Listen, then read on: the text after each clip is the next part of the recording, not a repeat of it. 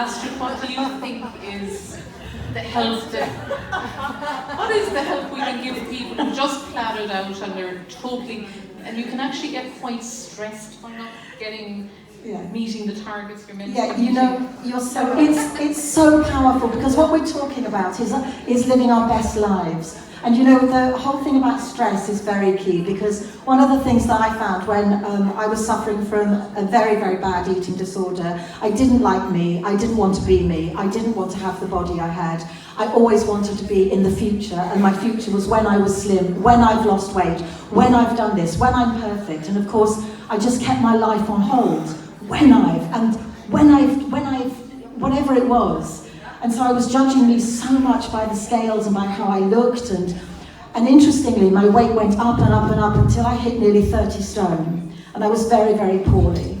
And one of the things that I really got, and I think all of our lives are such an amazing journey, if we can look at it that way, one of the things that I really learned, and I think my body has been my greatest teacher, is I had to really learn how to really like me first.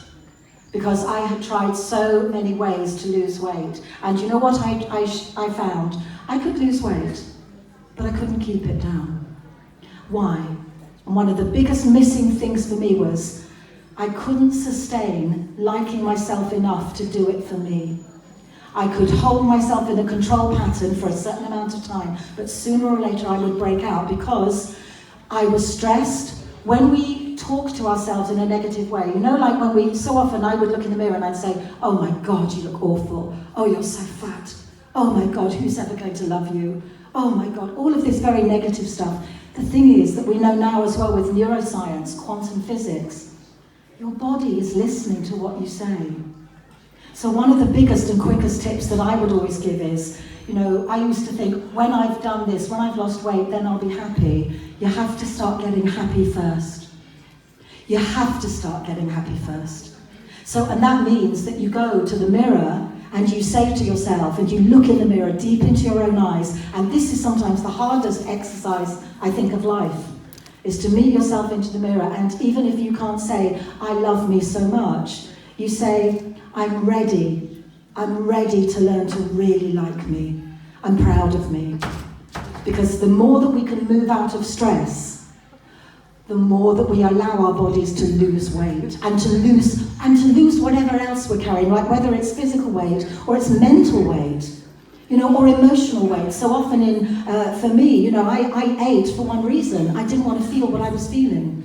So I used to eat to keep my feelings down. I don't want to feel angry, so I'll eat. I don't want to say that to that person because that causes me so much stress. I'll eat instead.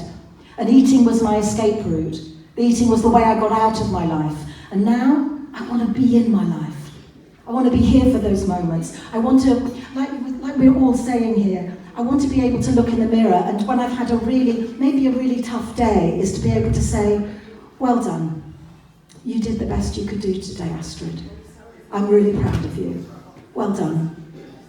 And no longer that voice that I used to have inside saying, oh, for goodness sake, why bother?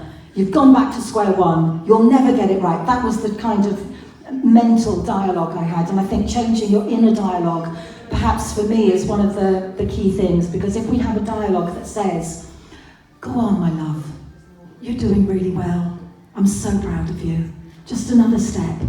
And even if, we go into this, I used to always have the what the hell effect, or the all or nothing. I've eaten that, might as well now just break everything and go, let it all go wrong. And now I say to myself, okay, what were you looking for when you ate that?